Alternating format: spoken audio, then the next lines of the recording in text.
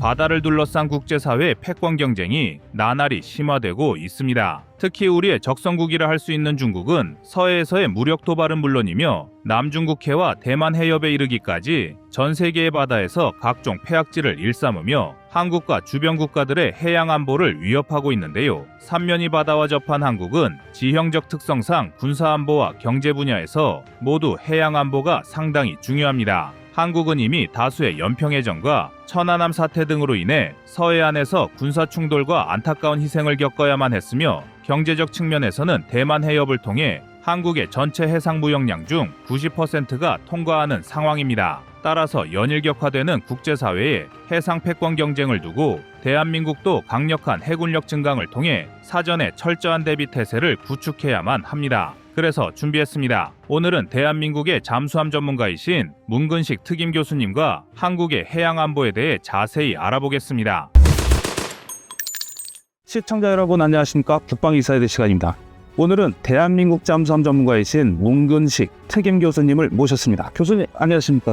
반갑습니다. 저희 국방인사이드 시청자분들께 인사 말씀 해주시죠. 네, 국방인사이드 시청자 여러분 반갑습니다. 저는 해군 생활 32년을 하고 대령으로 전역을 했습니다. 그런데 해군 생활 32년 중에 22년을 잠수함을 탔어요. 그래서 잠수함 전문가라고 이렇게 분들이 얘기를 하는데 사실 전역하고 나서 그 이후에 여러 가지 이 다방면으로 군사 분야, 무기 분야 이런 거 중점하다 보니까 또 만났습니다. 아무튼 국방인사이드 얼마 안 됐죠?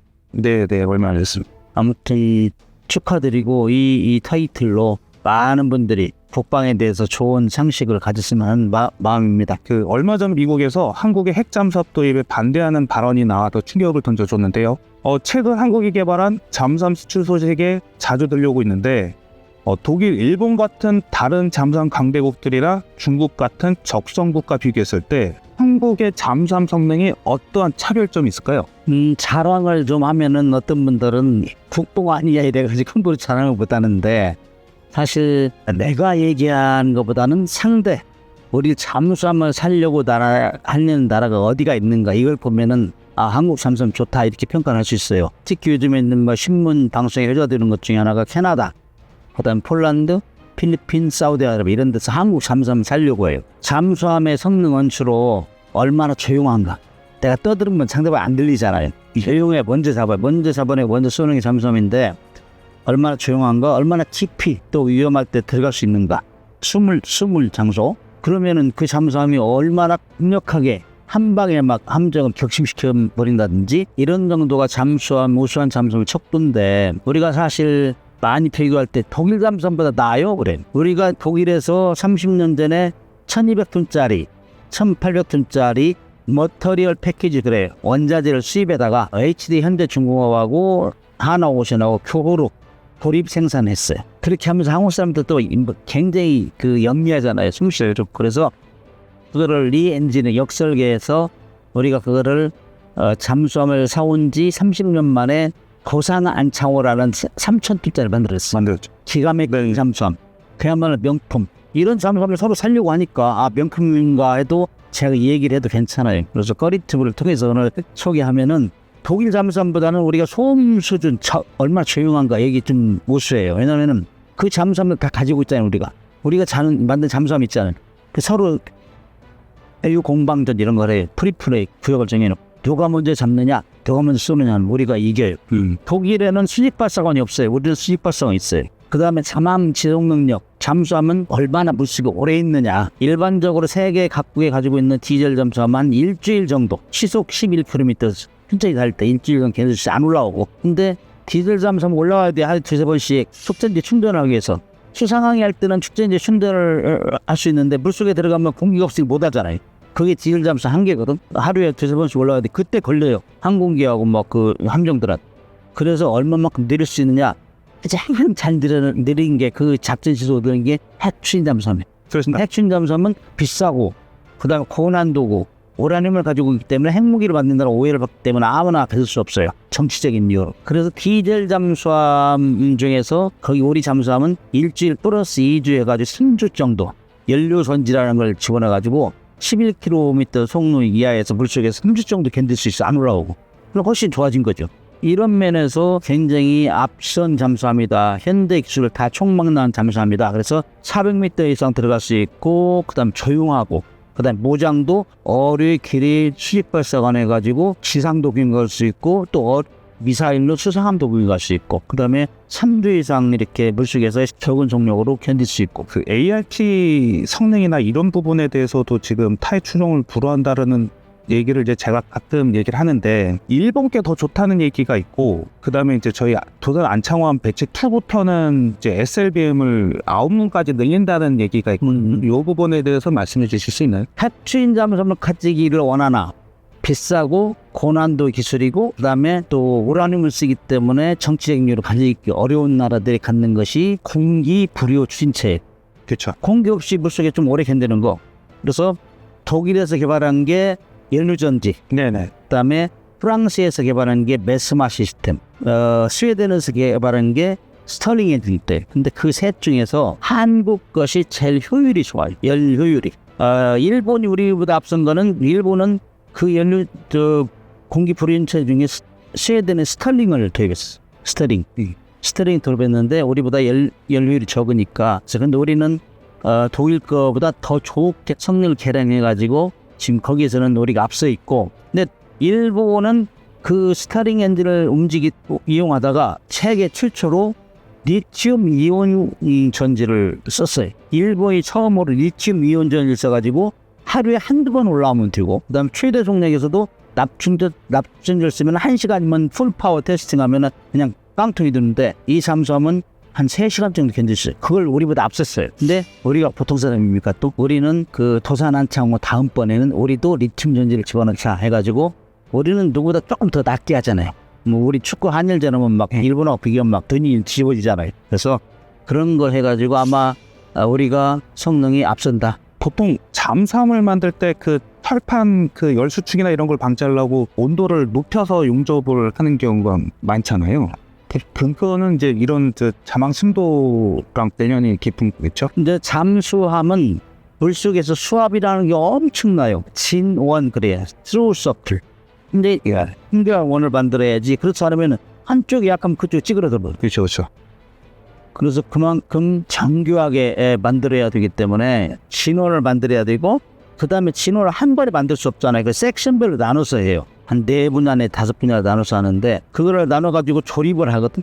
조립할 때는 굉장히 중요해요. 용접이 또. 그래서 용접을 잘못하면은 거기에 이 균열이 생길 수 있죠. 찌그러들 수 있죠. 그래서 독일에서 우리가 잠수함을 사오고 나서 독일 그 기술자들이 임명받은 것 중에 하나가 그 용접 기술이에요. 용접 우리가 굉장히 빨리 따라갔어요. 용접. 그래, 잠수함 용접 잘한다. 또 하나 이제 우리가 인정받은 것이 실내에 이제 깡통 속에 막 책상, 그 캐비넷, 그다음에 뭐 의자, 침대 집어넣어야 되잖아요. 그 미장 기술, 미장 기술이 독일보다 뛰어나요. 독일은 원래 전투를 많이 해가지고 물속에서는 힘들게 살아야 된다 이런 생각이 뻗쳐 있어요. 거기는. 우리는 그것도 아주 깨끗하게 정리정돈하고 뭐 그럼 우리를 많이 놀랬어요. 우리 보고. 다음 질문 드리도록 하겠습니다. 우리나라 군 생활이 뭐 다들 고되고 힘들겠지만, 잠수함에서 임무를 수행하는 우리 장병들은 특히 더 고되고 힘든 걸로 알고 있는데요. 교수님께서 오랜 기간 동안 잠수함에서 근무하시면서 그 잠수함 생활의 어려움이나 비하인드 스토리는 어떤 게 있을까요? 해병대 장병들이 제일 자랑스럽게 하는 말이, 누구나 해병대를 지원한다면 나는 해병대 안 왔을 것이다 그러잖아요. 감식, 강식. 잠수함도 비슷해요. 잠수함도 누구나 잠수함을 지원하면 나 잠수함을 지원하지 않았을 것이다. 그만큼 어렵다는 얘기예요. 그리고 잠수함은 공동 운명체. 함장이 잘하면 다 살고, 함장이 잘하면 다 죽었어요. 일할 때. 그래서 함장이 잘하면 칭찬을 받고, 그 함장 인기가 제일 좋아요. 그래서 함장 별명 중에 제일 좋은 종목이 라이프 인슈런스, 보험, 생명보험. 3D 이 환경의 대표적인 거예요. 공기가 일단 깨끗하지 않고, 중간에 좁고, 그 다음에 물도 이렇게 좀 맘대로 못 쓰고 그러니까, 잠수함은 그래서 서로 어려운 거 하고 힘들게 살면 금방 친해지잖아요. 보증 국내라고 그런 견디면 서로 친해지잖아요. 그리고 잠수함 승조원들은 전 세계 잠수함 승조원 가서 한 5분 정도 얘기하면 친구가 돼. 유명한 그 붉은 10월호의 작가가 탐 크레이시라는 사람이 있어요. 천재 작가지. 그 양반이 이제 표현할 때, 만약에 중범죄 준 사람이 있으면 그 사람을 감옥에 보내는 게 좋을까, 잠수함을 태워내게 줄까? 이 정도로 질문했어. 오랫동안 잠수하면 힘들잖아요. 그래서 그렇게 표현할 정도로 근무 환경은 안 좋다. 그래서 누구나 타면은 나는 안 탄다. 그리고 잠수함을 타면은요, 이제 수상항해를 하다 물속에 들어가요. 그럼 몇 시간 있다 나오고 어떤 때는 며칠 있다 나오고 그러는데, 잠수함을 타는 사람들은 물이 맛있다, 공기가 맛있다 이걸 느껴요. 저 모르죠. 예. 안 대표님은 지금 뭐 공기가 맛있니까 나는 풍선만 타봐. 전혀 몰라하는데 잠수함을 타는 사람들 공기가 맛있다는 걸 느껴요.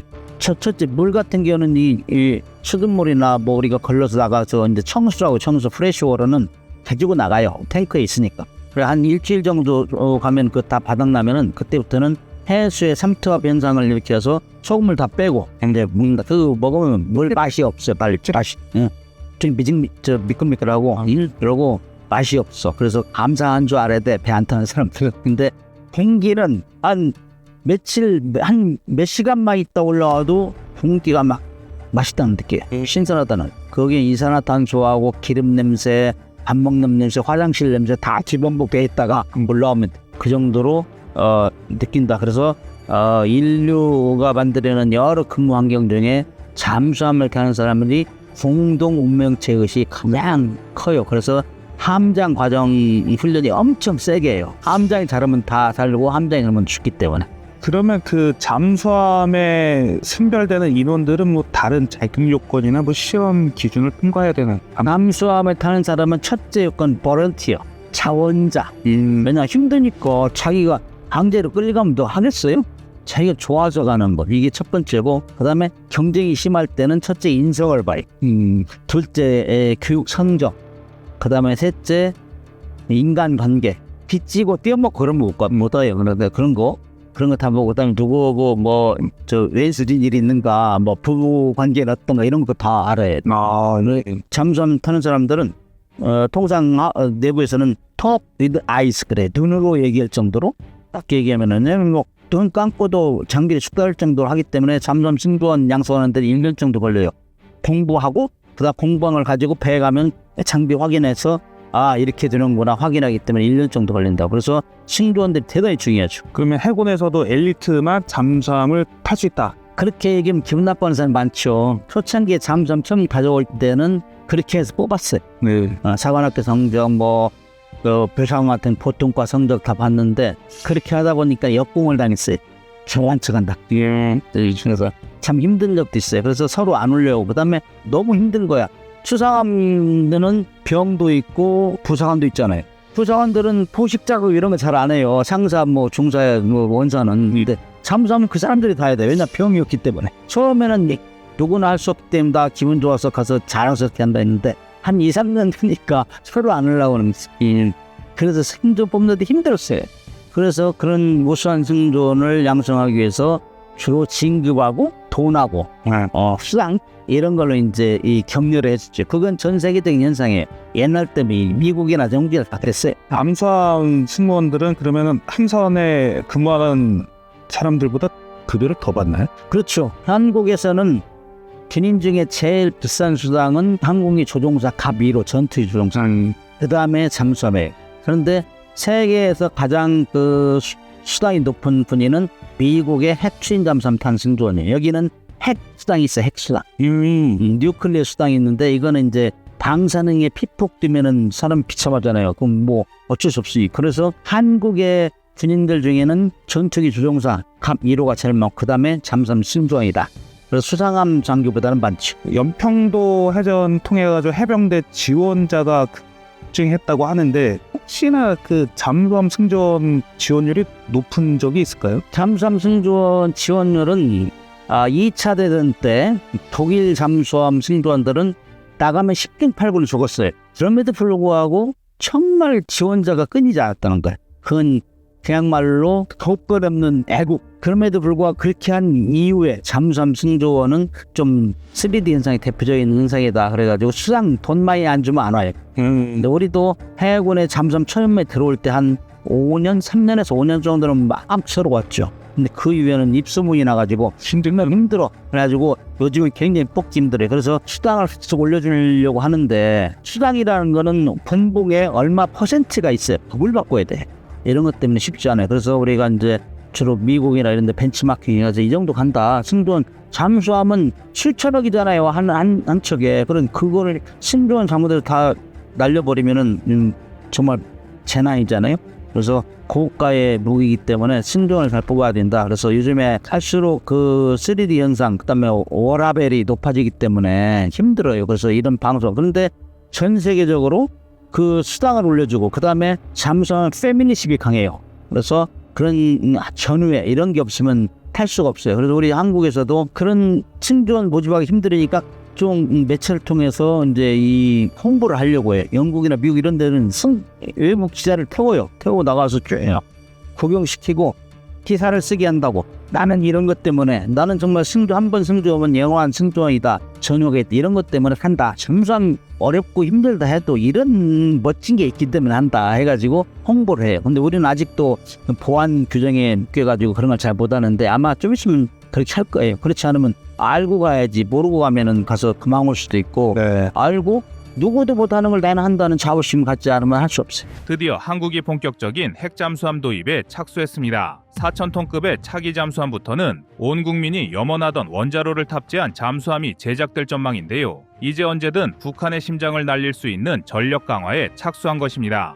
그런데 한국 해군의 전력 강화는 여기서 끝이 아닙니다. 중국 유조선을 완전히 격침시킨 강력한 해성미사일을 보유했을 뿐만 아니라 북한의 주요 군사시설을 단번에 초토화할 합동화력함의 개발도 진행 중입니다. 또한 한국 해군이 가진 평생의 숙권 사업이라 할 수 있는 항공모함 도입 논의까지 우리 대한민국의 영예를 수호하기 위해서라면 어떤 전력이든 물불을 가리지 않고 전력 강화에 힘쓰고 있는데요. 그래서 준비했습니다. 오늘은 대한민국의 잠수함 전문가이신 문근식 특임 교수님과 대한민국 해군의 전력을 자세히 살펴보겠습니다.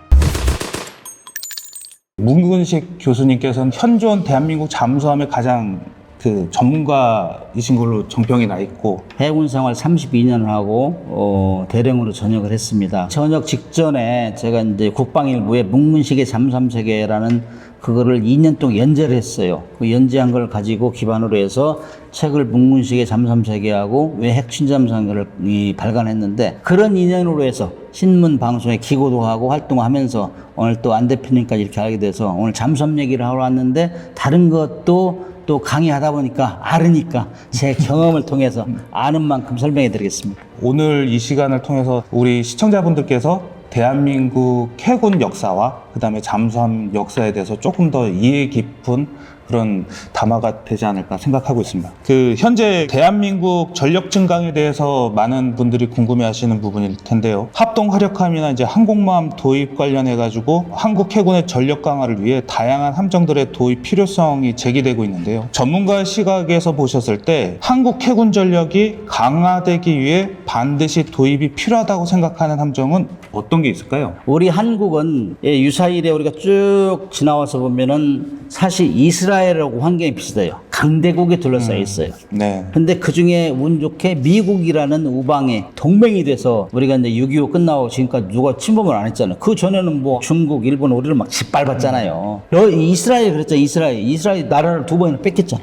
그렇죠. 그래서 이스라엘 같이 우리도 고슴도치 전략을 세워야 된다.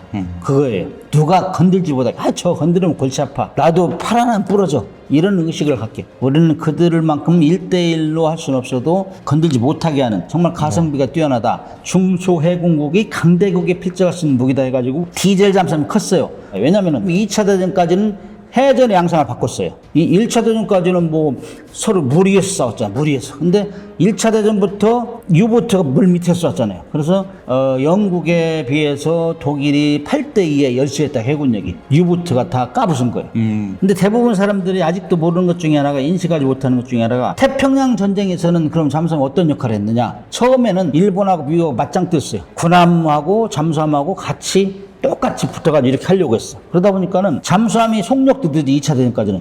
그 다음 물속에 들어가면 2시간만 올라와. 그러니까 안 되는, 따라갈 수가 없어, 수상 전투함을. 그래서 독일이 어떻게 했지? 보니까 독일은 그 물동량 들어가는, 영국으로 들어가는 물동량을 차단하자. 우리가 전기를 차단하면 아무것도 못하는 것 같이. 그럼 군수물자를 차단하니까 영국에서 2주 동안만 더 있었으면 폭 망할 뻔했어. 근데 미국이 참전해가지고 네. 영국을 2번이나 살려줬다고. 그래서 미국은 얼른 끼워쳐가지고 야 우리들 군함끼리 싸우지 말고 잠수함 거기 같이 다니지 말고 일본으로 들어가는 모든 상선을 차단해. 일본이 석유 한 방울 납니까? 군수 뭐 고무 이런 거 다 사와야 되잖아요. 전쟁 물자를. 그래야 결국에는 미국은 얼른 바꿔. 우리 독일같이 통상파기전이라. 통상파기전. 일본을 굶어 죽이자. 아사작전. 그렇게 해가지고 결국에는 일본이 빨리 손들게 한 거예요. 거기에. 그래 얼른 바꿨는데 일본은 한 번 시키면 지시하면 안 바꿔요. 왜냐? 바꾸면 요거도 먹거든 상관한테. 그래서 그렇게 하면서 2차 대전까지는 해전의 양상을 바꿨다. 잠수함은 정말 가성비가 뛰어난 무기다. 중소해군기 강대국이 필적할 수 있는 가장 좋은 무기다. 이랬는데 2차 대전 말경에 5만 명쯤 죽었어요. 승조원들이. 잠수함 승조원들이. 이 사람들이 5만 명이요? 5만 명 정도. 잠수함 승조원. 잠수함 승조원. 엄청 많이 죽었네요, 그럼. 독일의 킬에 가면 북부에 가면은 2차 때 1차 때 죽은 사람 3만 9천 명 정도가 묘가 있어요. 잠수함 묘지. 그런데 그 사람들이 유언했어 유언. 이제 올라가는 물 위에 올라가지 않는 잠수함을 만들어줘라. 올라가면 죽는 거예요. 왜냐 잠수함 기술보다 항공모함하고 항공기 기술이 발달된 거예요. 그러니까 올라가면 죽는 거예요. 2차 말경에는 독일의 유보트가 항공기에서 공격받아서 격침 등이 56% 됐어. 그러니까 쫄아가지고 독일하고 일본하고 막 경쟁했어요. 물속에서 오래 있는 잠수함, 고속으로 다니는 잠수함 이걸 만들다가 성공을 못하고 막. 그래서 결국에는 전쟁이 끝나고 나서 1954년 미국에서 이 잠수함을 만든 그게 노틸러스, 세계 최초의 핵추인 잠수함. 그거 나오니까 아, 이 잠수함은 승조원의 체력과 식량만 있으면 무제한 작전이 가능해요. 물속에서 안 올라가도 되고 필요할 때 올라가서 확인하고 공격하는 거예요. 그러니까 이때 나온 얘기가 핵추인 잠수함 진짜 잠수함이다. 진짜 잠수함. 1, 2차 대전까지 정말 해전의 영웅으로 등극했던 그 디젤 잠수함을 오늘날 미국, 영국, 프랑스는 다 없앴어요. 지금은 핵추인 잠수함만 가지고 있어요. 미국에서 핵추인 잠수함을 개발하고 나서 그 에드워드 피치 대령이라는 사람이 2차 대전 말경에 디젤 잠수함 함장했어요. 그리고 나서 핵추인 잠수함을 노틸러스를 개발하는 그 배 함장을 했어. 핵추인 잠수함. 두 개를 다 타봤잖아요. 그 사람이 한 얘기가 유명한 얘기예요. 대량의 핵무기를 싣고 다니면서 고속으로 질주할 수 있는 이런 핵추인 잠수함이 개발된 책임에 와서 디젤 잠수함 얘기하는 거는 아주 원탁의 기사가 전투를 논하는 거 비슷하다. 그러니까 이건 뭐 가치가 너무 떨어진다 이거죠. 그 정도로 비교를 했어요. 그래서 제가 볼 때는 현대 해전에서뿐만 아니라 지금 핵전쟁을 억제하는 가장 선봉에 있는 게 SLBM을 탑재한 잠수함이에요. 핵무기를 싣고 있는 잠수함이에요. 그거는. 핵무기를 싣고 있는 잠수함은 철저하게 통제해요. 미국 같은 경우는 대통령, 국방부 장관, 그다음에 핵전투사령관, 그다음에 함장 이 라인은 항상 연결돼 있어요. 지금 이 시간에도 미국 잠수함 모스크바를 겨냥하고 있고 러시아 잠수함 미국을 겨냥하고 있다고. 이 정도로 핵전쟁을 억제하는 최선봉에 서 있는 거예요. 왜냐하면 핵무기를 운반하는 게 세 가지가 있잖아요. 전략폭격기 2차 대전 때 히로시마 나가사키 한 거. 그렇게 해도 항공기 날아다가 들키잖아요. 레이더에 인공위성 걸리기 때문에. 그래서 개발한 게 ICBM. 그건 3, 40분이면 도달하는 거예요. 모스크바하고 그 워싱턴은. 그것도 요즘에 아주 발달해서 이제 그 핵 기지는 다 보고 있잖아요. 먼저 공격하면 전쟁이 일어나면. 그래서 만드는 게 SLBM. 일단 물속에 숨기자. 그래서 그걸 따라하는 게 북한이에요, 지금. 우리보다 훨씬 앞서가고 있지. 김군옥함이 얼마 전에 나오면서 좀 이슈가 됐었죠. 그렇죠. 대부분의 이 중소해군국 이상의 국가에서는 핵추인 잠수함을 가진 나라에서는 SLBM을 개발해서 핵추인 잠수함에 집어넣는 거예요. 그럼 안전하잖아. 우리가 어디서라도 비수 역할을 할 수 있잖아요. 한마디도 못하면서 가서 조용히 쏴버리니까. 그래서 이런 잠수함을 북한에서도 개발하려고 하는 거예요. 지금의 북한의 실정이랑 핵무기를 개발하고 소형화, 다중화, 뭐 경량화를 다 했어요. 그래가지고 계속 우리하고 미국을 위협을 했어요. 그리고 SLBM을 북극성 1호, 3형, 그 다음에 미니 SLBM 다 이거를 시험 발사까지 끝냈어요. 그 다음에 북극성 4형, 5형은 열병식 때만 보여줬어요. 그런데 이 잠수함을 핵추인 잠수함에 집어내야 제격이에요. 왜냐 기동성도 출중하고 물속에서 안 올라와도 되니까. 그 다음에 핵추인 잠수함 전력을 무한 생산하기 때문에 필요할 때만 올라와도 된다. 디젤 잠수함은 계속 올라와도 되니까 충전을 그때 걸리잖아요. 그래서 그걸 하려고 지금 북한에서는 엄청 노력했어요. 핵추인 잠수함을 만들어가지고 하려고 하는데 지금 뭐 국제 제재를 지금 뭐 한 10여 년까지 당하고 있잖아요. 제재당하고 돈도 없고. 그러니까 이 SLBM 만들었는데 이걸 과연 빨리 써가지고 미국하고 이 한국을 괴롭혀야 되는데, 그래서 김정은이가 2019년에 디젤 잠수함을 개조해라 가서 현장에 갔었잖아. 그때 지시한 게 김군옥 디젤 잠수함을 섹션을 한 9 내지 10m 늘려가지고 거기다가 SLBM을 10발 싣게 한 거예요. 그래서 우리가 아직 핵잠수함 못 만들었어도 이 잠수함을 개조해가지고 일단 물속에 집어넣어라. 그러면 미국하고 뭐 우리 한국, 일본 긴장할 거 아니냐. 그래서 지금 김군옥함을 개발했는데, 김군옥함은 그야말로 우리가 볼 때 잠수함 승조원 입장에서 볼 때는, 잠수함 물속에서 가장 현대 잠수함은 장폭비라고 하는데 그게 9대1 정도 되면 민첩해요. 길이하고 폭하고. 네. 근데 거기는 폭은 그대로 놓고 길이만 지금 늘렸잖아요. 그러니까 일단 언밸런스. 근본적으로 그 언밸런스된 그 디자인, 이 결과는 아마 작전하는데 영향을 미칠 것이다. 그래서 좀 불균형적인, 좀 조잡한 디젤 잠수함에다가 지금 핵무기를 실었다. 이렇게 이해할 수 있는 거예요. 그럼에도 불구하고 일단 물속에 들어가면 우리는 그걸 찾아내야 되잖아요. 근데 그걸 찾아내지 못하면은 힘들기 때문에 지금 미국과 러시아의 전술은 일단 핵추진 잠수함 출항하는 거 아는 거 잘 봐요. 출항하면 뭐 따라다녀요.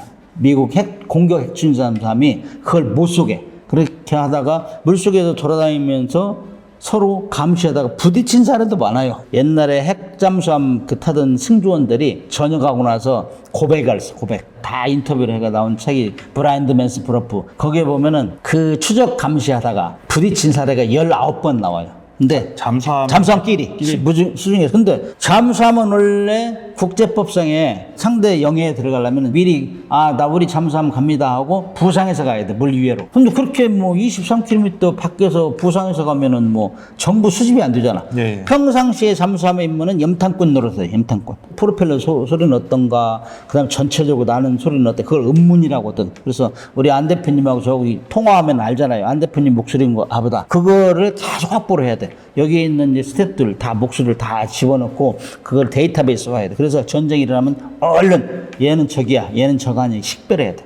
그거를 하려면은 숨어서 해야 되잖아. 염탄꾼 노릇 해야 되잖아. 우리도 뭐 북한 해역에 들어가서 막 북한 잠수함 문문 다 떼고 그래요. 근데 이제 그 염탄꾼 하다가 법을 어겨야 되잖아. 영해 이내로 들어가서 뭐 케이블 도청도 하고 막 그랬잖아요. 그런 걸 얘기하면은 국제법 걸리잖아요. 그렇기 때문에 부딪히고 그래도 하면서 얘기를 못해. 나 부딪혔어 이렇게 얘기를 못해. 최근 그 중국 잠수함이 침몰해가지고 이게 또 국제적으로 망신살이 뻗쳤는데, 중국하고 러시아라는 나라는 아직도 대통령이 아주 쉬운 대통령이, 우리 같은 경우는 정권이 날아갈 정도로 사건이거든. 2000년대에 러시아의 크루스코 핵잠수함 다 폭발을 했는데 그때 8시간만 빨리 했으면 구조할 수 있다 그러더니 얘기를 안 하니까 자존심 상해가지고. 러시아는 저기 항공모함이 불나고, 네, 항공모함도 불나고. 그래도 다 통제를. 그 중국의 잠수함도 다 죽었다. 2000년대 초에도 민급 잠수함이 서해에서 다 훈련하다 죽었어요. 근데 다 통제해버리니까. 근데 그런 사례는 하시라도 있을 수 있어요. 그래서 평상시에는 잠수함에 염탄꾼 노릇, 쉽게 말하면 도둑질을 해야 돼요. 정보를. 그렇게 하다가 사고 나도 얘기를 못하는 게 잠수함 작전이다. 남의 나라 갔는데 그렇게 침몰하고 그러면은 공식적으로 중국에서도 우리는 그쪽에 보냈다라는 그걸 대표적인 게 천안함 사건이잖아요. 북한 입장에서 보면은 잠수함 작전을 잘한 거고 우리가 볼 때는 천인공노한 일이지. 평상시니까. 2차 대전 때 그 스케퍼플로라는 항구가 있어요. 영국에. 1939년대 독일의 유보트가 킬에서 독일 북부 도시에 출발해가지고 맨 위에 스코틀랜드까지 가서 그 스케퍼플로라는 항구에 가서 전함 2척을 격침시키고 왔어요. 그리고 나서 영웅이 되고, 영웅이. 뭐 히틀러 가서 막 악수하고 막 카퍼레이더 꽃 뿌리고 그랬어요. 그거를 본따서 한 게 천안함이에요. 근데 거기는 그땐 전쟁시잖아. 우리는 평상시고 그리고 동족이잖아. 그런 거 볼 때는 정말 천인공노할 일이죠. 그 지금 진도가 잠수함에서 계속 머물러 있긴 한데 하나만 제가 더 여쭤보겠습니다. 일반 시청자들은 핵잠수함이 다 만능으로 알고 있는데 핵잠수함도 그 상당히 큰 단점이 있는 걸로 알고 있거든요. 그래서 디젤 잠수함과 비교했을 때 핵잠수함의 단점은 어떤 게 있을까요? 핵잠수함의 단점은 첫째로 비싸요. 운용하는 문제. 두 번째는 핵 연료를 쓰기 때문에 방사능에 노출 염려가 있어요. 우라늄 사용하기 때문에 그거 뭐 핵잠수함 만든다고 하다가 핵무기로 만든다는 오해가 있기 때문에 중소 핵무기를 가질 수 없어요. 그 다음에 잠수함 작전 차원에서 보면은 핵잠수함이 디젤 잠수함이 조금 시끄러워요. 네. 왜냐면은 그 냉각 펌프를 계속 돌려 원자로를 냉각시켜야 되기 때문에 그런 것들이 좀 시끄러운데 90년대까지 많이 개선이 됐어요. 왜냐면은 현대 기술을 굉장히 빨리 발전하잖아요. 그래서 많은 사람들이 옛날에 중국의 핵잠수함은 뭐 경운기다 뭐 이런 얘기도 하고 그랬어요. 근데 지금은 그거를 소음을 줄이는 거, 그 다음에 소음이라는 거는 외부에서 우리를 찾으려고 할 때 음파를 보낼 때 그걸 차단하는 거, 그 다음에 내가 되는 소리를 밖으로 안 나가게 하는 거, 이 두 가지가 있는데 그런 면에서 엄청나게 노력이기 때문에 지금은 많이 개선되고 비싸고 기술적으로 고난도고 그 다음에 우라늄 쓰고 그 다음에 약간의 소음이 이제 상시 난다. 그렇게 얘기하는데 그런 걸 다 커버할 수 있을 정도로 핵잠수함 능력이 출중하니까 진짜 잠수함이라고 그걸 운용하는 것이죠. 비싸도. 그리고 그것을 보완해주는 기술들이 계속 발전하고 그렇죠. 있죠. 네. 네. 그 다음 질문 드리도록 하겠습니다. 한국의 해상미사일이 국제훈련에서 중국의 유조선을 격침시키면서 전 세계 주목을 받았는데요. 교수님께서 보셨을 때 이러한 미사일이 한국의 국가안보 해군 전력에 어떤 역할을 담당하고 한국의 해상미사일이 갖고 있는 의미는 어떤 게 있을까요? 제가 이 질문을 보고 제가 야 꺼리튜브가 상당히 그 서치 능력이 좋네. 감사합니다. 해군 현역들도 잘 모르더라고요. 한국 해군을 상징하는 문구는 자랑스러운 충무공의 후예라는 것입니다. 전 국민의 존경을 한 몸에 받는 충무공처럼 우리 대한민국 해군은 항시 영해를 수호하기 위한 만반의 대비 태세를 구축하고 있는데요. 호위함, 구축함, 잠수함 등 다양한 함정 분야에서 강력함을 자랑하고 있습니다. 그리고 이러한 해군 전력은 비단 우리 영해에만 국한된 것이 아닙니다. 다국적 훈련을 비롯하여 세계 각지에서 한국 해군의 무기가 맹위를 떨치며 한국은 다른 나라와 차원이 다르다는 것을 입증했으며 림팩 해상훈련에서는 세계 최강의 미 해군 함대도 우리 대한민국의 적수가 되지 못했습니다. 미군 함장은 한국이 동맹이라는 점이 미국에는 천만다행이라며 한국 해군의 압도적인 전투력을 극찬했는데요. 그래서 준비했습니다. 오늘은 대한민국의 잠수함 전문가이신 문근식 특임 교수님과 대한민국 해군의 활약상을 자세히 알아보겠습니다. 한국의 해상미사일이 국제훈련에서 중국의 유조선을 격침시키면서 전 세계 주목을 받았는데요. 교수님께서 보셨을 때 이러한 미사일이 한국의 국가안보 해군 전력에 어떤 역할을 담당하고 한국의 해상미사일이 갖고 있는 의미는 어떤 게 있을까요? 야 꺼리튜브가 상당히 그 서치 능력이 좋네. 감사합니다. 해군 현역들도 잘 모르더라고 이거를. 예. 그래서 저도 이제 막 찾아보니까 이게 지난 4월달, 5월달에 이제 발리칸트라는 필리핀하고 미국하고 연합훈련이 있어요. 네네. 이때 이제 중국에서 옛날에 사온 유조선 다 쓰고 나서 유조선을 퇴역시켜가지고 그걸 표적함으로 사용한 거예요. 근데 필리핀에서 우리 이 현대 HD 현대중공에서 호세 리잘하고 안토니오 루이라는 그 호위함, 네네. 그게 한 3,100톤 정도 돼요. 이 호위함을 사갔어요. 림팩에도 그 배들이 천명하고. 근데 이 훈련하면서 호세 리잘하면서 우리 또 해성 미사일도 사갔잖아요. 거기서. 네네. 그걸로 이거를 격침시킨 거예요. 그러니까 야 이거 한국의 군함에서 한국의 미사일로 중국 유조선을 쐈네? 이게 상당히 이게 뉴스가 된 거예요. 상징적인 의미가 있죠, 이거는. 중국 입장에서 볼 때 기분 나쁘죠. 그런데 이건 훈련이니까 엄연히. 그래서 이제 큰 이슈거리가 안 됐는데 이 미사일이라는 거는 과거에는 이제 저 현역 시절만 해도 포를 쏴가지고 누가 이 오차를 근접해서 쏘느냐 그래가지고 탑건을 뽑았어요. 지금도 뽑긴 하는데 당신은 거함거포였나요?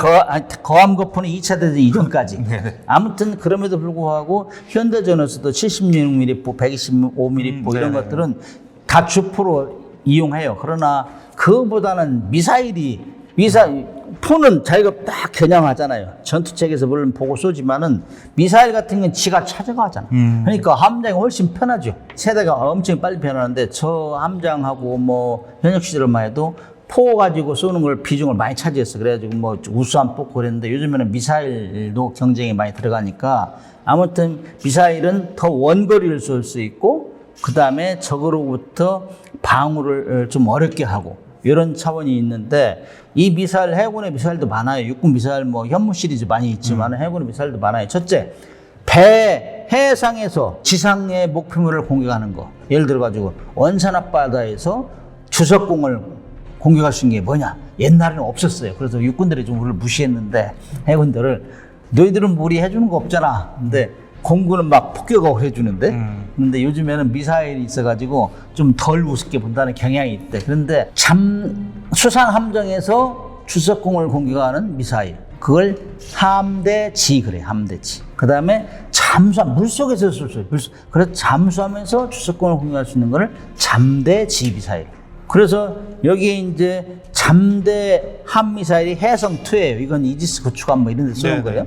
그 다음에 이제 잠대지 미사일은 해성3.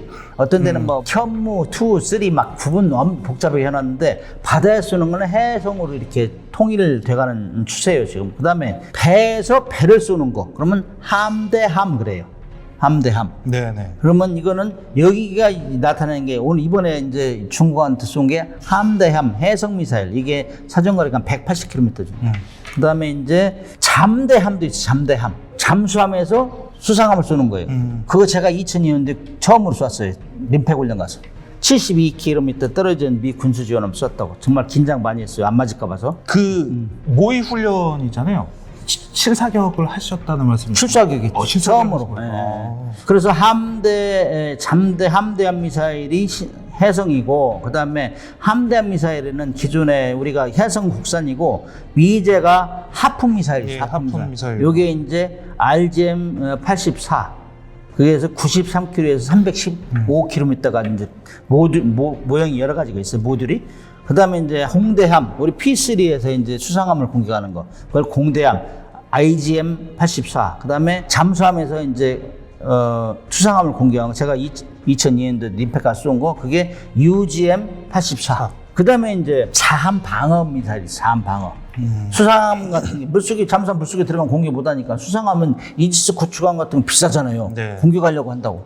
그거는 항공기로도 공격하고 미사일로도 공격할 수 있어요. 그걸 이제 보호하기 위해서 만들어 놓은 것이 아주 이번에 림팩 훈련에서 발사한 거 SM2. 근데 이 SM2가 좀 계속 논란거리가 미국 거예요, 미국 거. 예, 발생되지 않나요? 스탠다드 미사일 2. 근데 재작년 2022년 때에는 결함이 났어요. 쐈는데. 그 결함 나오면 막 함장은 죽어요.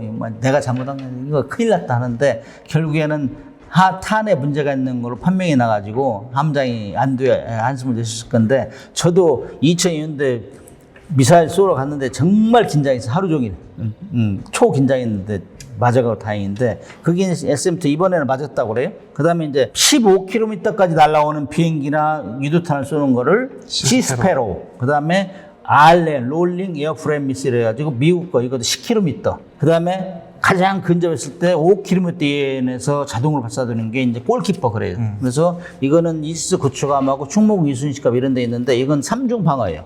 그 다음에 이거 계속 미사일 사올 수 없다 해가지고 아까 얘기한 해성 미사일 우리가 개발했고, 그 다음에 이제 자함 방어도 해군 미사일 이거 한 20km쯤 우리가 개발했어요. 특이한 게 그 함대지 미사일에 지금 천룡 미사일이 들어가 있거든요. 이게 공군에서만 운용한 줄 알았는데 이게 그 해군에서도 운용이 가능한 거죠. 드디어 안 대표님한테 내가 들켰네. 그걸 빼먹어 버렸네. 근데 이제 배에서 지상을 공격을 함대지, 잠수함에서는 걸 잠대지 그랬는데, 천룡 미사일도 함대지, 전술 함대지 그래. 전술 함대지. 이거는 우리 다연장 포함 가서 뭐 축구장 2개를 초토화시킨다. 이거 자탄이 막 내려가잖아요. 일정 그런 것 같이 전술 함대지는 이게 상륙작전 할 때 바다에서 먼저 쏘는 거예요. 그 상륙지에다가. 그거를 천룡 그래요. 천룡. 그래서 함대지인데 그런 작전을 돕기 위해서 먼저 쏘는 그걸 천룡이라고. 어떻게 잊어먹지 않고 질문해버려. 예. 아니 이거 빼고 말씀하셔가지고 이거 극빈가해서 혹시나 해서 여쭤봤습니다. 아이 정신 바짝 차려야 되겠네. 4세대 해양 무기로 한국의 초공동 어뢰 프로토타입이나 항적 추적 어뢰 범상어 등을 개발하고 있는데요. 다른 군사 강국에서는 핵 추진 어뢰 등 각종 첨단 무기들이 개발되고 있는 상황인데, 교수님께서 보시기에 앞으로 우리 해군이 쓰는 무기 중 가장 효율성이 높은 4세대 무기로 각광받는 것은 어떤 게 있을까요? 조금 전에 언급하신 무기들은 아주 깊이 생각하고 어떻게 하면 사람을 많이 죽일까 이렇게 고민하는 무기들이에요. 고민하는 네. 무기. 그리고 통상적인 전투에서는 많이 사용되지 않는 특정 분야에 사용되는 무기. 전략 예를 무기. 들면은 전략 무기도 아니고 좀 쉬운 말로 하면 똘끼 있는 아이디어. 그래서 이제 초공동 어리라는 거는 뭐 물속에서 390km, 80km 가요. 러시아 거 같은 건. 왜 그러냐면은 물속에 그렇게 하려면 맨 어리 앞에는 막 그 공기 그걸로 싸가지고 이렇게 하는데 저는 그거 보면은 사실 물속에서는 음파로 해서 추적해서 가서 공기가 하는 게 조용하고 좋다고. 은밀하게. 근데 이런 걸 한번 쏘면은 공기 중에서 막 뭐 포탄 쏘는 거 다 안단 말이지. 그리고 이거는 직주어리 성격이란 말입니다. 배가 가면 앞지는 거 맞춰 딱 쏴야 되니까. 네, 맞습니다. 옛날로 돌아가는 개념이라고. 그렇기 때문에 아무튼 이렇게 하면 이런 어리로 쏜다 하면은 누구도 방어할 수가 없어요. 너무 빠르기 때문에. 그런 면은 있는데 이런 어리를 과연 몇 발씩을 싣고 다닐 것이며 이 고가의 어리들을 그리고 그거 아니래도 그냥 기존의 범상어 같은 어리, 조금 전에 있는 범상어 같은 어리는 가장 업투데이트한 어리예요. 최신의.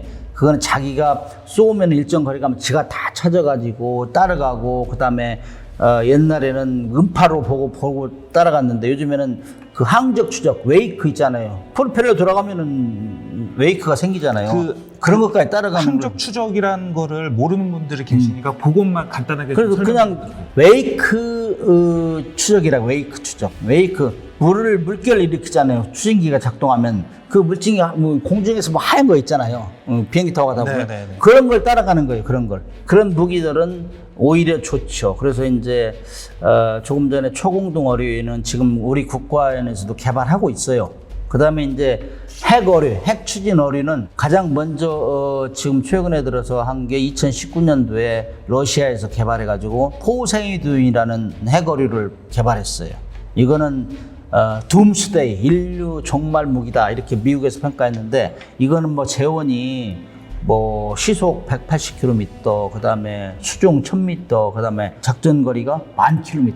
그래서 블라디보스토크에 쏘면 미국 서부에 있는 그 핵 추진 기지, 잠수함 기지를 다 공격할 수 있는. 근데 그것이 한번 폭발하면은 히로시마 나가사키의 그 핵탄은 게임이 안 돼요. 뭐 거의 6,000배 이렇게 얘기를 해요. 5,000배, 6,000배. 쓰나미가 500m까지 올라가고 그다음 반경 1,500km까지 초토화된다. 그런데 중요한 거는 이 핵무기는 감축해라 이거는 잘못하면 실수하면 인류가 멸망한다 해가지고 계속 서로 견제를 하잖아요. 네네. 근데 이 무기는 10,000km를 그냥 발진시켜 놓고 보면 그대는 누가 다 통제할 거예요, 그거를. 물속 음파는 뭐 겨우 뭐 3 내지 5km 정도에서 음파가 통제되는데 통제할 수가 없어요. 거기다 AI 기능을 집어넣든지. 근데 그것이 가다가 뭐 잘못해서 회로가 잘못돼가지고 어망에 걸릴 수도 있고 그다음에 뭐 배에 부딪힐 수도 있고 누가 통제를 할 수 있냐고 많기로. 그래서 미국에서 가장 비난한 게 핵 어뢰예요. 핵 추진 어뢰. 그 핵 추진도 핵으로 하고 핵무기를 싣고. 그래서 그거를 모방해서 한 게 북한의 해일이에요. 해일. 부인 수중 공격정. 예전에 러시아에서 핵 추진 어뢰를 개발했다고 그 천명했을 때 이 핵 어뢰가 지금 계속 그 무서운 무기라고 말씀을 해주셨는데 적성국 앞에다 깔아놓으면은 그 나라들이 모른다는 얘기가 있었거든요. 개념, 그 작전 운용 개념은 원거리에 쏘는 거예요. 네. 왜 그렇죠? 10,000km까지 만들겠어요. 사정거리를, 네. 작전거리를. 그거는 자기들이 쏘고 사전 입력시켜놓고 쏘고 나서 무책임하게 있는 거죠. 통제가 안 되니까. 그래서 미국에서 가장 비난한 게 이 정말 반인륜적인 무기다. 이거 당장 없애라. 그렇게 했는데 그거를 북한이 지금 따라가고 있다는 얘기예요.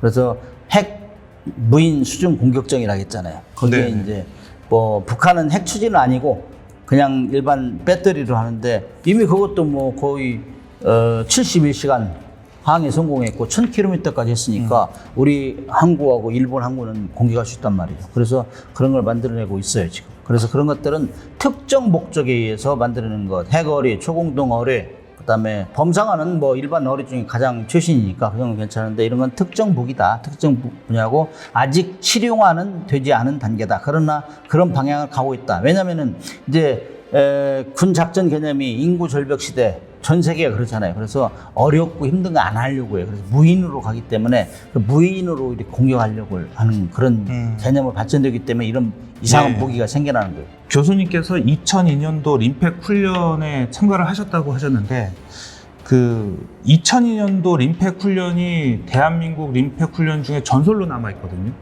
그 부분에 대해서 직접 참가하신 당사자로서 비하인드 스토리나 뭐 국민들께 알려드릴 수 있는 뭐 좋은 이야기거리가 있을까요? 우리 한국에서 이제 세금을 내는 국민들이 좋아하는 거는 우리 군인을 어디 파견하면, 네. 뭐 이런 올림픽에 파견하면 등수 안에 드는 거 다 좋아하잖아요. 역시 군 작전도 우리 군인들이 가서 잘하면 좋아하는 건 당연한 거라고 봐요. 그래서 조금 전에 2002년도에 전설이라고 하는데 그건 잘못된 정보고 꺼리튜브가 좀 정보가 좋은데 그건 좀 틀린 거 같아요. 1998년도에 3년 선배가 함장할 때 가서 잘했어요. 그때는 이제 미국 사람들이 야, 저 작은 잠수함으로 작전을 잘할까 했는데 너무 준비를 잘해가지고 가상 공격을 해서 굉장히 기대 이상의 효과를 냈어요. 그래가지고 네. 정말 잘한다 이렇게 미국이 잠수함 사령관이 칭찬을 하고 그래서 이제 그 신문에 나오고 그랬어요. 그래서 그건 잠수함 작전을 처음으로 가서 이제 태평양에서 한 거예요. 그거는 상당히 회자되는 것이고 저는 2002년도에 갔고 그 다음에 후배가 또 2004년도에 갔는데 저는 그때 갔을 때는 잠수함에서 처음으로 유도탄 발사, 잠대함 유도탄. 제가 잠수함 함장하면서 잠망경으로 보면 쏴요. 파이어 하고 나서 나갈 때 딱 찍은 사진이 명품이죠, 명품. 숫자가 거꾸로 돼 있어요. 왜 숫자가 거꾸로 돼 있냐? 잠망경에 사진이 거꾸로 매달게 돼 있어요. 아, 네. 그래가지고 연발로 찍었는데 그 사진 유명하고 훈련이 매 2년마다 하는 틀려요. 이 각본이. 근데 저 같은 경우는 110마일 곱하기 110마일을 주더라고, 거기. 미군 내서. 네. 할당을. 거기에 저는 있는 것이고, 그쪽에 항공모함 전대 통과해 줄 때, 그때 이제 공방전을 하고 그러기 때문에 서로 위치를 알잖아요. 그렇기 때문에 굉장히 저는 행동하기가 꺼려졌어요. 그리고 이제 뭐 통신이 제한돼가지고, 위성통신이 아니기 때문에 우리는 너무나 전망경 위에 노출을 많이 하고 있었어요. 그리고 다 알아요. P3가 100마일 곱하기 100마일 해놓고 P3 2대를 거기다 집어넣는 거예요. 적군으로.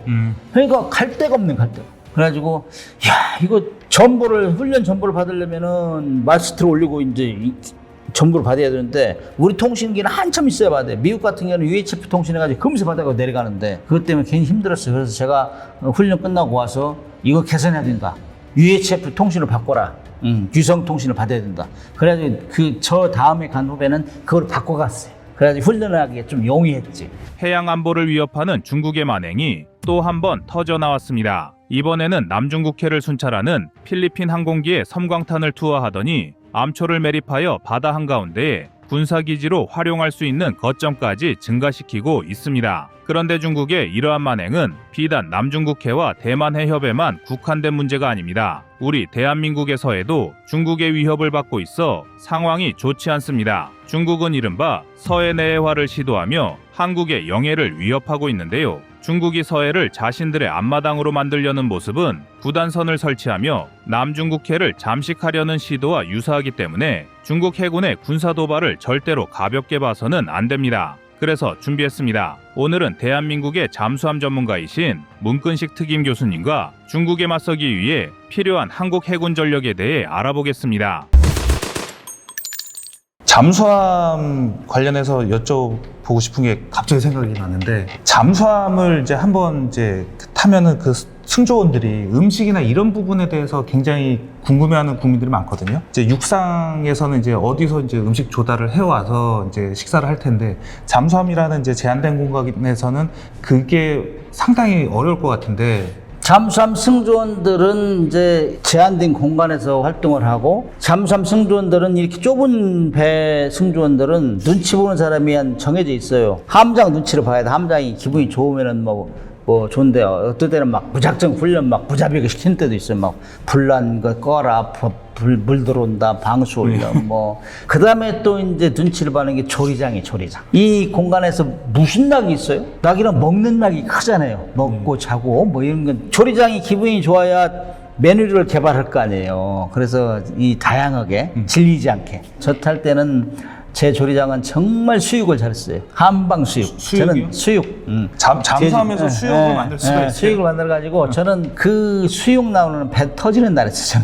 그러니까 그래서 이제 한식이 전쟁에는 별로 안 좋잖아요. 예, 한식 예. 끓이고 뭐 네, 조리 과정이 끓이고 좀 이러기 복잡하니까. 때문에 그래서 이제 승조원들이 개발했죠. 우리 한국 실정에 맞게. 그래서 이제 잠수함 스테이크. 뭐 잠수함에서는 우리 작은 잠수함에서 일식 3찬이 기본이고 일식 5찬은 만찬이다 그런 얘기를 해요. 그 정도로 많이 놀 수도 없고 좌우지간 다양하게 이렇게 이 승조를 주려고 노력하는 조리장의 헌신이 없으면은 지루해. 그때 조리장이 거의 이 분위기를 좌우한다. 그런데 이제 한국 잠수함은 전투에는 부적합하다. 비상하면은 뭐 배가 갑자기 긴급 자망하고 긴급 부상하면은 국이 쏟아지는 경우도 있다. 근데 미국 같은 영화 경우는 같은 데서 보면 잠수함이 이렇게 거의 수직으로 내려가는데 이게 가능한 건가요? 수직은 불가능하고 이제 사진을 그렇게 찍으니까 근데 30도만 기울어도 엄청나게 올라가기 힘들어요. 근데 긴급 자망하고 긴급 부상할 때는 5, 60도가 떨어지 이렇게 지금 그러면 굉장히 힘들죠. 영화에서 막 이렇게 붙잡고 가는 거 있잖아요. 화장실 갔다가 막 이 옷 추리고 이렇게 막 가는 경우도 있고 그런데 그게 리얼해요. 리얼 게임이고 그래서 외국 잠수함 타면은 이제 칼로 주로 이제 쓸어 먹는 거 빵 이렇게 하기 때문에 우리하고는 좀 전투 식량으로서는 우리보다 훨씬 용이하죠. 다루기가. 그럼 혹시나 그 중간에 뭐 바다에서 태풍이 치고 그러면은 그 잠수함도 영향이 있나요? 잠수함 같은 경우는 통상 추상 전투함하고 비교되는 가지고 여러 가지 있지만은 이제 태풍 올 때 이제 차이가 또 나요. 태풍 오면은 수상 전투함은 바다에 들어와요, 항구로. 그래가지고 산 있는데 이 입구 바다 입구에 뭐 산 모퉁이 그 숨어가지고 만 이런 데 들어가가지고 큰 그 앵커에 붙잡아 놓고 있는데 아니면은 뭐 배 수리하는 상가에 집어넣는 올려놓는 이런데 잠수함은 엔진이 살아있고 움직일 수 있으면 나가줘요. 그래서 물속에 들어가서 한 50m, 100m 정도 딱 있다가 태풍이 몇 시, 오늘 12시 통과해. 그러면 12시 딱 지나가면 싹 올라와요. 네.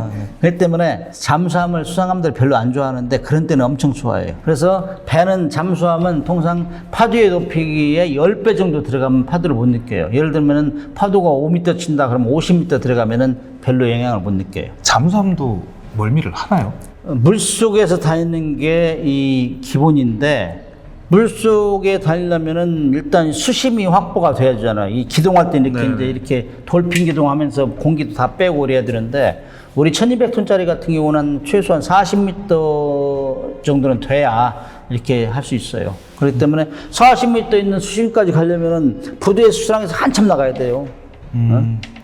다 얕잖아요. 그렇기 때문에 수상항해 할 때는 일반 수상 함정은 똑같아요. 이 좌우로 길고 또 롤링이라고 하고 앞뒤로 기르는 건 피칭 그래요. 이게 심하면 막 오바이트하고 그러잖아요. 그거는 수상항해 할 때는 똑같아요. 잠수함이나 수상함이나. 그래서 잠수함은 나가면 두 파가 있어요. 두 파.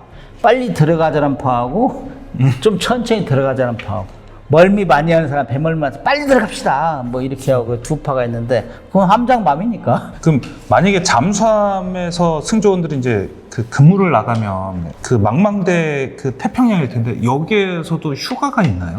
배를 일단 타면은 출항해서 돌아올 때까지 휴가는 없어요. 그건 수상함이나 잠수함이랑 똑같아요. 네. 근무에 충실해야 되고 들어오면은 휴가를 줄 수 있죠. 당직 근무 아닌 시기가 휴가니까. 자기가 이제 네네. 책을 본다든지 뭐 USB로 이제 영화를 본다든지 이렇게 소위를 하죠. 다른 해군들도 뭐 그 뛰어난 역량을 갖고 있겠지만은 그 대한민국 해군이 유독 더 잘 싸우는 이유가 있지 않을까 생각이 되거든요. 대한민국 해군은 사실 우수한 승조원들이 기반이 돼 있어요. 그 다음에 열심히 해요. 그리고 사전에 우리는 거의 모든 데이터를 축적해가지고 거의 암기하다시피 가요. 왜냐? 그 전투라는 건 시간이 결정하는 거기 때문에 빨리 저걸 식별해가지고 쏘아야 되기 때문에. 그래서 우리 잠수함 승조원들 같은 경우는 수상함 멀리 보면은 뭐 형상이 나타나지. 이거 실루엣이라고 하죠. 실루엣. 예. 실루엣 모형을 보고 아 저건 이지스급 저건 미 말레이버크급이다. 저거는 뭐 호주의 안짝급이다. 이런 거 다 이 외고 가야 돼요. 그래서 딱 전망이 올리자마자 아 저건 항공모함 니미츠급 항공모함이다. 식별해야 돼. 그런 거를 열심히 해서 외워가는 나라는 그렇게 드물어요. 우리는 그런 걸 다 외워가서 가고 또 잘못하면 와서 혼나잖아요. 그러니까 진급의 영향이 프라이드도 있고 진급의 영향도 있고 뭐 그렇기 때문에 사실 전 세계에서 실전 경험이 제일 많은 데는 미국이에요. 미국은 뭐 1년 내내 싸우잖아요. 어디가 뭐 아프간 전투 어디 뭐 다 싸우고 테러까지. 그 다음에 잘 싸우는 데가 우리가 아니까 왜? 일본이 좀 더 잘 싸워도 일본은 지금 사실은 적이 뭐 가상의 적은 중국이라고 할지 몰라도 우리는 직접적인 적이 또 휴전선을 경계를 가지고 있잖아요. 그때 우리는 북한하고도 계속 어떻게 싸울 것인가 멘탈 게임도 하고 뭐 이러기 때문에 사실 한국 승조원들을 능가하기 쉽지는 쉽잖아요. 그 다음에 이제 해상훈련을 하면은 중요한 것 중에 하나가 배가 고장이 안 나야 돼. 네. 근데 우리는 가기 전에 모든 그 고장난 데이터를 다 장비를 다 확인하고 거기에 대한 부수품을 가지고 많이 가요. 주로 고장 빈도가 많은 장비들에 대해서. 그렇기 때문에 그거를 고장나면 얼른 교체하고 이런 걸 숙달해서 간다고. 제가 현역 생활할 때까지는 우리는 고장나서 들어왔다는 얘기를 한 번도 못 들었어요. 그래서 정비 우수함을 우리가 많이 탔다고. 근데 뭐 다른 나라 호주 뭐 이런데 특정 국가를 얘기해서는 좀 그렇지만은 사실이니까 중간에 없어졌어요. 고장나서 들어갔다 이거. 배가 퍼진다는 얘기도 많이 나오더라고요. 고장나서 들어가 그러면 창피하잖아요. 근데 우리는 그런 사례가 없기 때문에 대한민국 해군을 굉장히 높이 평가하고 그 다음에 이제 가면은 부두에 정박할 때는 상호 교환 방문을 해요.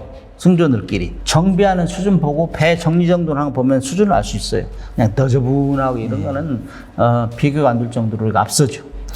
아마 이 질문에 대해서 우리 시청자님들께서 많은 궁금증을 갖고 계실 텐데요. 최근 중국이 대만 해역과 남중국해 문제 등에서 군사적 긴장도를 높이는 경우가 많습니다. 중국이 바다로 진출할 경우 한국의 해군 전력과 해상 안보에 미치게 될 중요한 문제점들은 어떤 것들이 있다고 보실까요? 자, 이제 인류 역사가 이렇게 진행되면서 우리가 그동안 육지에 있는 자원을 많이 활용했잖아요. 뭐 석유 자원이 대표적인 것이고 광물 자원도 있고. 근데 이제 석유 자원도 고갈될 것이다 이런 얘기를 하기 때문에 뭐 원자력을 쓰자 뭐 이런 얘기를 하는데 실질적으로 육상에 있는 자원이 따져보면 해양에도 있단 말이죠. 남사군도 이런 데는 뭐 석유 매장량이 세계 2위다 뭐 이렇게 추정을 하잖아요. 추정. 그렇기 때문에 육지에 있는 영토 전쟁에서 해양 영토 전쟁으로 싹 이렇게 간단 말이죠. 그렇게 하면서 역사를 바뀌면서 뭐 해전 트라팔가 해전 뭐 무슨 뭐 살라미 해전 이렇게 하면서 역사가 바뀌는 역사가 지도가 바뀌는 그런 거 역사는 계속 되풀이된다 이거. 그래서 앞으로는 해양 영토 전쟁이 가속화될 것이다. 이렇게 추정하는데 그러면은 중국이라는 나라를 보면은 있는 놈이 더한다. 저는 항상 그래요. 있는 놈이 더한다. 예를 들어 가지고 해양 영토 경계선을 할 때는 중간선 원칙으로 하는 게 일반적이에요. 예를 들어 인접국가에서 너희 바다, 우리 바다 나눌 때는 중간을 다룬다고. 근데 중국은 우리 서해에서 지금 중간선을 못 내놓고 있어요. 중간선 하자 하니까 무슨 소리야? 우리가 영토도 넓고 그 다음에 대륙범도 우리가 훨씬 크고 인구는 니네 비교도 안 되는데 어떻게 그렇게 하냐. 그래서 중간선 획정을 못하고 있어요. 그렇게 하면서 은근슬쩍 항공모함을 지금 3척이나 받는. 그래가지고 서해를 튀졌거든요. 그걸 우리가 소위 말하면 서해의 내와 자기 해역이라 생각하고 서해를 앞마당화 이렇게 하고 있어요. 앞으로 계속 진정될 거예요. 그래서 이제 그렇게 되면은 중국 같은 경우는 그렇게 하면 배를 크게 만들잖아요. 큰 배 몰고 항공모함 몰고 우리 백령도 밑에 오고 뭐 그 흑산도 근해 와가지고 계속 이렇게 움직이면은 우리가 밀릴 수밖에 없어요. 항공모함 뭐 5만 톤, 7만 톤 이렇게 하는데 우리는 뭐 겨우 3, 4천 톤 그 고추감 가지고 밀어내길 수 없는. 원래 해양에서의 전투는 말싸움부터 시작, 말싸움, 기싸움하고 뭐 그다음에 밀어내기. 부딪히는 경우도 있지만 밀어내기 일부 측정까지 가는 거예요. 그럼 거기서 뭐 기가 죽는 거예요. 큰 배. 그다음에 뭐 함포로 교전을 한다든지 뭐 그 경고 사격을 뭐 소총으로 한다. 그다음에 함포로 하고. 그다음에 그거 안 되면 또 저 육지에서 연락해서 미사일 쏘게 하고 뭐 이렇게 되는 것 때문에 우리가 이제 한국말만 갖자 뭐 핵추진 잠수함을 갖자 이렇게 얘기할 때 돈 많이 들어. 근데 그래가지고 반대하는 사람이 많은데 생각해보자. 바다를 뺏길 것이냐? 바다를 안 뺏기면서 돈을 좀 더 쓸 것이냐? 이거는 비용의 문제고 그다음에 체면의 문제고 국위의 문제죠. 이런 것 때문에 우리가 한국 마음을 우리가 중국이나 일본하고 똑같이 가질 수는 없지만은 그래도 창 길이가 똑같은 건 하나라도 있어야 될 거 아니냐. 저기는 뭐 2m짜리 창 가지고 오는데 우리 안 대표님 뭐 1m짜리 가면 게임이 안 되잖아요. 그런 것 같이 뭐 일본이 우리한테 막 조총으로 쓸 때 우리는 활로 쓰고 막 그래도 막 아유 이긴다 했잖아. 활로 쓰고 칼로 하고 그러다 죽었잖아 우리가. 그런 사례가 발생되지 않도록 하기 위해서는 우리도 어느 정도 1대1은 아니더라도 우리를 건드면 탈모가지는 부러뜨리겠다. 이런 결기를 보일 수 있는 무기가 필요해. 그것들이 이제 우리가 경항모를 갖자는 얘기, 뭐 핵점 잠수함을 갖자는 얘기, 이런 것들을 계속 하는 이유예요. 그래서 해양 연토 분쟁은 갈수록 가속화될 것이다. 그것이 대표적인 사례가 중국이 남사곤도 일대, 서사곤도 일대 자기 구단선을 만들어 놓고 미국한테 들어오지 말라고. 이렇게 하는 것도 다 해양 연토 확보를 위해서. 그렇기 때문에 그런 거는 세계적인 추세예요, 추세. 그래서 우리도 지금 미군이 현재 한국에 있기 때문에 중국이나 일본이 안 건드려요, 우리를. 방위조약 결성하고 난 이후에 일본이나 중국이 우리를 안 건드렸잖아. 그 전에는 막 수시로 병자호랑 무슨 호랑 뭐 일본은 우리를 짓밟아버렸고. 근데 지금도 일본은 독도가 자기 땅이라고 지금 교과에 써놓고 있고, 중국은 뭐 우리가 뭐라 하건 말건 뭐 항공기 출격해가지고 독도 쪽으로 한 바퀴 뺑 돌고 가고 있고, 이어도에서 계속 서치하고 있고, 이거는 호시탐탐 이런 걸 보고 호시탐탐이라고 하는 거예요. 그렇게 하겠다는 얘기거든, 미군이 떠나면. 그래서 그런 거에 대비해서 우리도 해군력을 건설해야 된다. 육군이 많이 있어야 된다는 그런 논리보다는 밖에서 오는 저건 밖에서 막아야 된다. 육군은 육박전 시대는 이미 끝난 지 오래됐어요. 다 미사일로 하잖아요. 그래서 육군 같은 경우는 미사일 현무 시리즈를 강화해가지고 절대로 못 건들게 우리를 하고, 저기 남한은 건드리면 미사일이 어디서 나올지 몰라. 미사일도 그럼 기지에 막 숨겨놓아야 돼, 이제. 그럼 저 한국 잘못 건드리면 우리도 큰일 다쳐. 이런 워닝을 해야 된다. 그러기 위해서는 중국의 내와 서해에서 기동, 그 다음에 일본의 독도 문제, 칠광구 문제, 이런 걸 대비를 해야 되기 때문에 우리가 해군력을 키워야 된다. 이런 논리를 얘기할 수 있죠.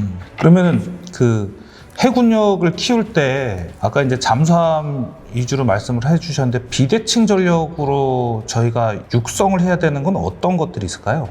그래서 이제 해군뿐만이 아니라 육해공군을 이제 보면은 고슴도치 전략이라는 건 건들지 못하게 하는 거예요. 응? 우리가 건드리면 손해가 날 것이, 내가 이길 수는 있는데 쟤 이기려면 한참 걸려. 이런 것들이 쉽게 말해 고슴도치 전략인데, 네. 육군으로 하면은 지금 현무 시리즈 이 미사일은요, 핵탄두만 안 실었지 지금은 현무 5, 6 이런 것들은 엄청나게 이 탄두가 커요. 네. 핵무기의 버그가, 히로시마 나가사키의 핵탄두가 통상 15 내지 20kg톤으로 얘기하거든, 핵탄두 유력이. 근데 현무 5, 6 같은 건 10kg 정도 가. 9톤, 뭐 8톤, 9톤 되니까. 전술핵 기준이죠. 네. 그러나 우리는 핵은 아니더라도 그 미사일 현무 시리즈를 그 정도 키웠어요. 왜냐면 2021년에 한미 미사일 지침이 해제됐다고. 그래서 계속 지금 발전시키고 있는데, 우리는 핵을 안 가져도 그 정도 미사일을 다양하게 만들고 있다. 예. 그 다음에 핵을 탄두를 실을 수 있는 기술을 확보해다. 할 수 있는 것하고 하지 못하는 건 천차이거든. 네. 우리가 여차하면은 핵탄두 실 수 있게 해야 된다. 그것이 육군에 나는 권고하고 싶은 것이고, 그 다음에 그거를 지하화해야 돼, 지하화. 그래가지고 숨어서 건드리면 안 돼. 이 정도 엄포를 줄 수 있는, 위협을 줄 수 있는. 그 다음에 해군 같은 경우는 핵추진 잠수함이 제격이죠. 핵추진 잠수함 같은 경우는 최전방에까지 가서 은밀하게 공격할 수 있고, 최후에 남아서 적의 심장부를 강타할 수 있는 무기점에 핵추진 잠수함이 제격이죠. 그 다음에 이제 공군 같은 경우는 먼저 보고 먼저 쏘게 할 수 있는 전장 환경을 다 봐야 돼요. 그래서 뭐 정찰 유성이라든지, 그 다음에 감시 정찰기, 그 다음에 지도새도 모르게 공격할 수 있는 F-35, 이런 거를 강화해야죠. 그래서 각 군에서 자기가 잘할 수 있는 전력. 이거는 나 명예를 걸고 난 바다를 지킬 수 있어. 이건 나 명예를 걸고 공중을 지킬 수 있어. 이건 나를 명예를 걸고 지상을 지킬 수 있어. 이런 무기들을 키우는 거. 이거를 우리가 앞으로 그런 방향으로 군사를 건설해야 된다. 한국 해군 전력에 도움이 될 수 있는 의견 감사합니다. 오늘의 국방인사이드는 여기까지입니다.